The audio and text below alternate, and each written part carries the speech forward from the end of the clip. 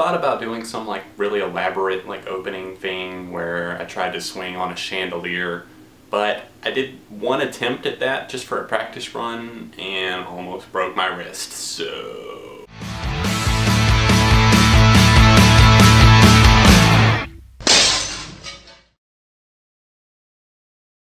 Hey guys, John from ARTV. It's time for a review of the new Australian singer Sia's record titled 1000 Forms of Fear. Sia, aka Sia Furler, is probably the girl you might know as being behind the voice of the track Titanium, the David Guetta collaboration.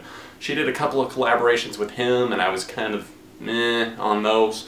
Some of her earlier work that I'm actually familiar with is a whole lot different than what she is doing nowadays, but I have to say that now, at least on this new album, I'm actually a little bit more interested. In the past, you know, she's been involved with some more down-tempoed style music, some light, maybe even R&B feeling music, and she's had a lot of personal issues that have influenced her music, and I think that's what's made this new record 1000 Forms of Fear kind of interesting. I think that a lot of the lyrics here on this one were inspired by heartbreak. She actually broke up with her girlfriend. She's bisexual and is now engaged to a man, a filmmaker actually, and I think a lot of that is what made it onto this record. She's scared to death of heartbreak, and that just flares up again and again here on this record, but then again there's other moments that show that she's building herself to be a stronger and more courageous person, like Elastic Heart, which was produced by Diplo and originally featured on the Hunger Games Catching Fire soundtrack.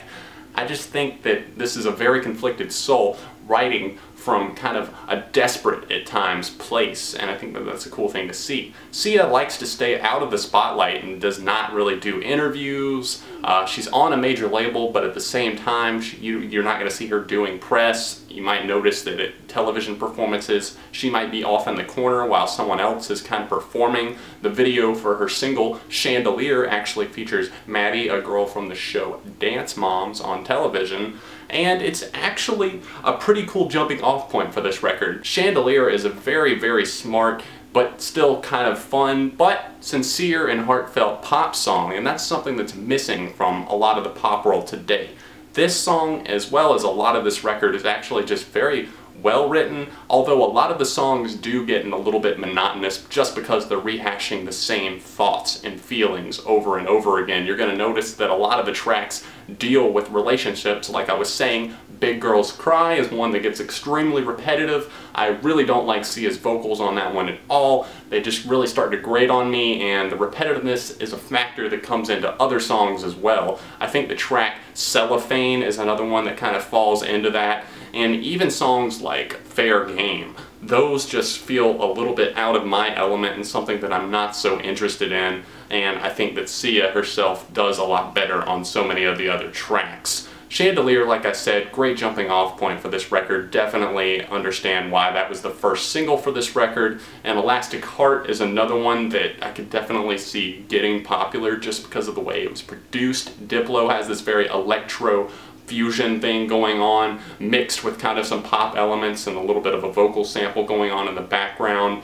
I think it's extremely catchy, and I think that's what a lot of this benefits from. Now, there aren't a ton of hooks that are just really going to get stuck in your head and really forever embedded in you, but the ones that do really, really stick with you. I guarantee you're going to have a hard time forgetting the track Chandelier. The track Burn the Pages is another one that really is up there in my opinion and really just kind of hits home with me. I really, really like the production on that one. It's so good. It's a very modern feeling, but at the same time it has all of Sia's classic elements in there. It focuses on the vocals and doesn't distract too much, and I think that whenever her vocal game is on point, it really just is, and there's really no other way to phrase that. I think that a lot of what went wrong here on the record is just whenever the vocals did not match the production, and I have complaints on the tracks like I already listed, like Cellophane. Even Free the Animal is one that feels a little bit off to me. There's some awkward kind of drum and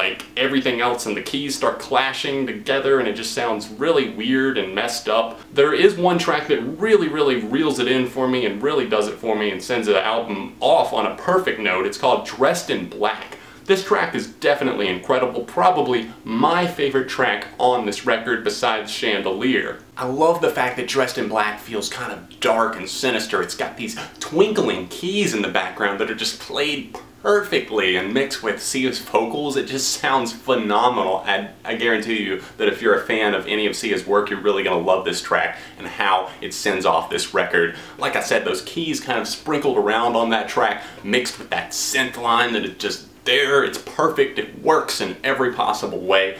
Definitely do not miss this song, even if you do not check out the rest of the record. I think another one that really caught my eye and ear, I guess I should say, is the track Hostage. That one, for the fact that it's a very, like, almost indie rock and alternative feeling song, and it totally caught me off guard. Hostage has guitars, bass, and some actual, like, legitimate drumming on it, and I thought that it was actually a very, very solid song. It's just not what I was expecting at all. Definitely one of my top tracks for this record. There's a lot of recurring themes on here, like I already said, and another thing that she really seems to be into is like gasoline, fire, and hearts. Those are all themes that just are all over the place. Fire meets gasoline obviously being the biggest of those, but like Cellophane, she's talking about it again. Straight for the Knife, of course the track Elastic Heart. She's very emotionally driven, and I get that she's been through some very hard times in her life. She at one point almost killed herself. She's had a lot of drug and alcohol problems in the past, and if you're just now hearing about Sia, I don't blame you, honestly. It's not like she's in the spotlight a lot or anything. That's kind of interesting to me that she's that out of the spotlight that we just don't really focus on her, but at the same time I kind of think that that's what the album cover is all about. It's a hollow shell, just the hair around the head over here, and I think that's something that's really cool because it kind of takes the pop star element out of the whole pop thing and focuses on the music itself, and more pop stars need to be like that. I'm having a lot of fun listening to this record. It definitely has its flaws and its shortcomings. Lyrically, a lot of the times I'm not into it, but there are some really, really standout tracks here on this record. 3.5 out of 5 for me. What are you guys thinking about 1,000 Forms of Fear? Let me know in the comment section down below, and of course, hit the like button on this review. Let me know what I should review next. You can click right here if you want to see my last review, or click right over here and that'll take you to my second channel. We're going to be doing hangouts like every 2 weeks or so probably. Me, Spin It Reviews, sometimes Spectrum Pulse. Me and Spectrum Pulse, another reviewer and music critic on YouTube, are going to be collaborating on the new Rise Against record probably this weekend sometime, so make sure you subscribe. Thanks so much for watching, and I will see you guys very soon right here on ARTV Beyond the Reviews.